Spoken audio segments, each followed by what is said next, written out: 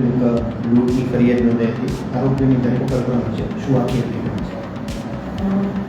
ગઈ તારીખ 1/10/2025ના રોજ રાજકોટ શહેરના ગાંધીગ્રામ પોલીસ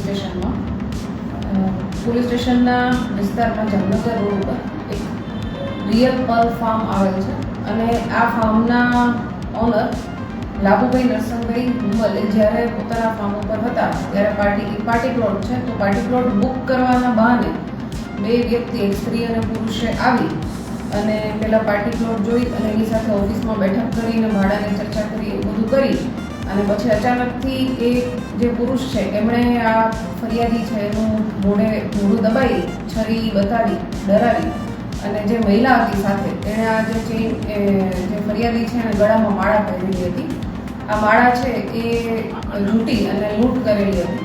આ બાબતે ગાંધીગ્રામ પોલીસ સ્ટેશનમાં ગુનો દાખલ થયેલો હતો. અમારા પોલીસ સ્ટેશનની ટીમ સાથે સાથે એલસીબીની ટીમ તમામ આ જે આરોપીઓ છે એને પકડવા માટેની કાર્યવાહી કરી રહ્યા હતા.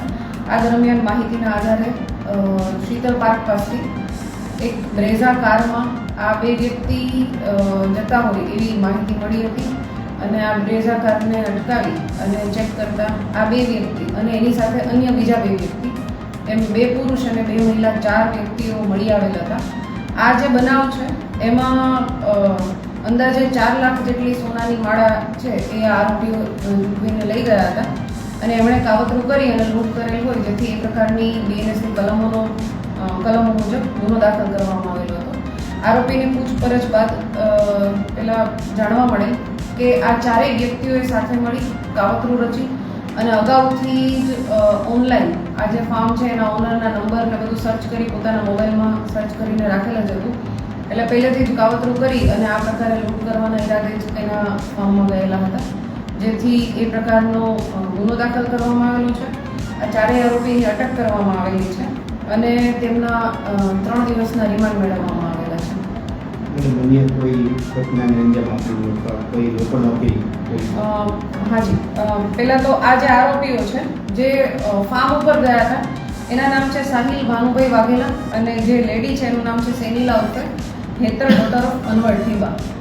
આ બંને રાજકોટના જ રહેવાસી છે જે બંને લૂંટ કરવા માટે ગયેલા હતા અને આ સમગ્ર કાવતરામાં જે 4 વ્યક્તિઓ સામેલ હતા એમાં અન્ય 2 વ્યક્તિ છે રાહુલ ધનજી ચૌહાણ અને ચાંદનીબેન ઉર્ફે ચારની, ડોટર ઓફ રાજેશ પરમાર.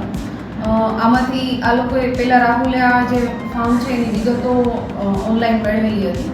એટલે મારી આ 4ને અટક કરવામાં આવેલા છે. એમની ગાડી જેને બનાવવાનો ઉપયોગ કરેલી છે ગાડી પણ કબજે કરવામાં આવેલી છે. સાથે એ લોકોએ જે ફોન ઉપયોગ કરેલા છે ગુનામાં તે પણ કબજે કરવામાં આવેલા છે. એમ મળી અને કુલ 12,50,000નો મુદ્દામાલ કબજે કરવામાં આવેલો છે. આ સાથે સાથે હું